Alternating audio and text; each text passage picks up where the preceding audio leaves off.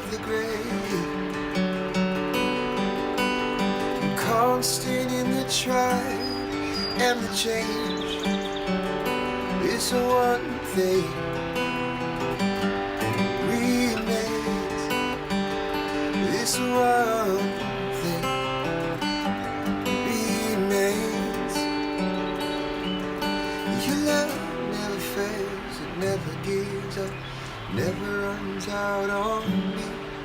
Your love never fails, it never gives up, never runs out on me. Your love never fails, it never gives up, never runs out on me. Your love, sing on and on. Because on it goes, for it overwhelms and satisfies my soul, yeah. And I never ever have to be afraid. This one thing remains. This one thing remains.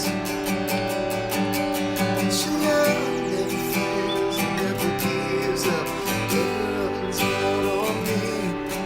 Your love never fails, it never gives up, never runs out on me. Your love never fails, it never gives up, never runs out on me. Your love in death and life, oh, in life, confident and covered by the power of your great love.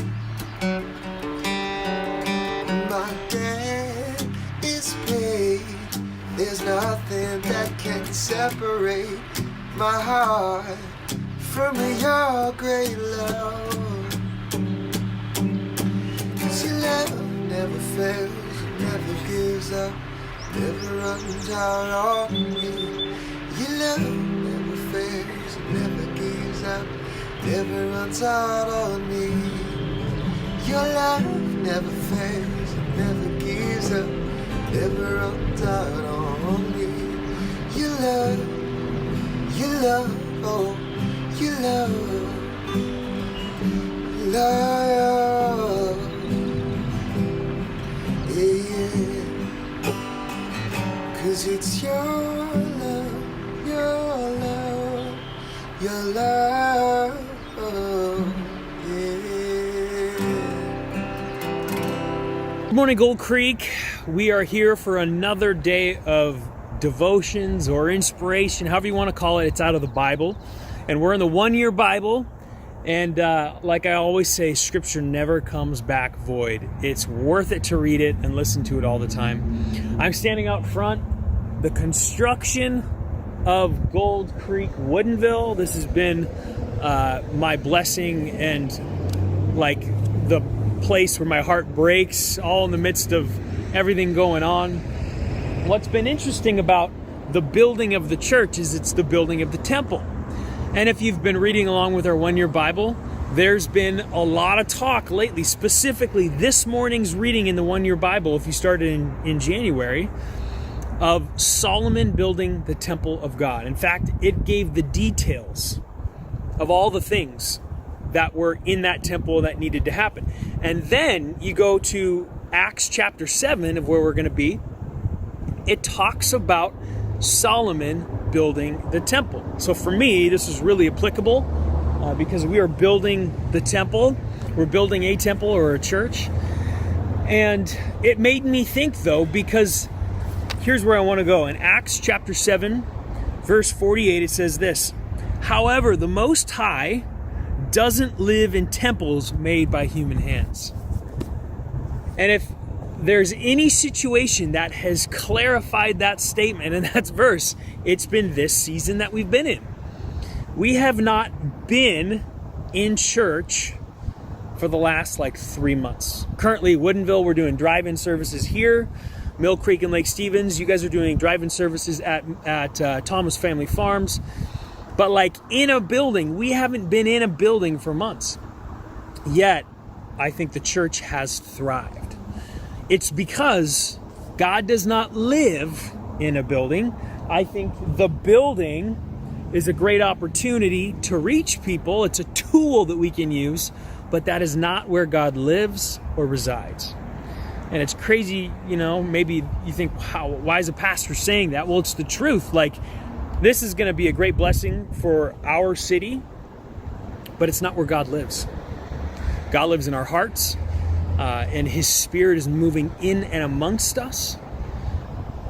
And the reason why that's important is that during this time, we have the ability to reach the people around us. We have the ability to speak peace to everything going on around us. We have the ability to bring unity when there's division. And it doesn't require us bringing them to the church, bringing them into a building, because it says even in the Old Testament, that God has never lived in temples made by human hands. He has always lived in the people. Thank God for Jesus, because prior to that, we didn't have that access. We needed a temple. Now, because of Jesus, we have access to God. That spirit of peace that people need right now, that spirit of unity that people need right now, we can bring outside of the temple. And so my challenge, my very simple challenge, is that we need to be people that carry unity and peace right now. And can I give you just a real practical piece of advice? How you spread unity and peace is not through social media. If you've been on social media at all lately, you see that it's just a raging dumpster fire of nonsense. There is no positivity, there's no unity that's on social media. So for me, how I'm going to spread peace, how I'm going to bring unity is by the Spirit living in me. I'm going to go have a real conversation with somebody. I'm going to call somebody. I'm going to try to do something intentional outside of the social media atmosphere to spread peace, to bring unity, because the scripture says that, thank God, our God doesn't live in a building. He lives in us. And we have the very unique and almost simple ability now to be bearers of that peace and bearers of unity in the time when a lot of people are struggling. So my advice, real simple. Remember that God does not live in the temple. He lives in us.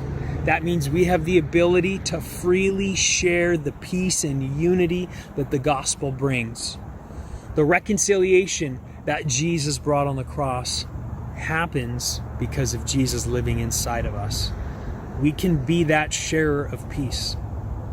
We can remember, buildings are amazing. I can't wait for our church to be in that building. But that's not the thing. That's just a tool. The Spirit of God lives in us, allowing us to be the carriers of the good news. So that's a reminder for you today. You are a carrier of good news. You're a carrier of unity and a carrier of peace. Be a blessing and spread that to somebody today.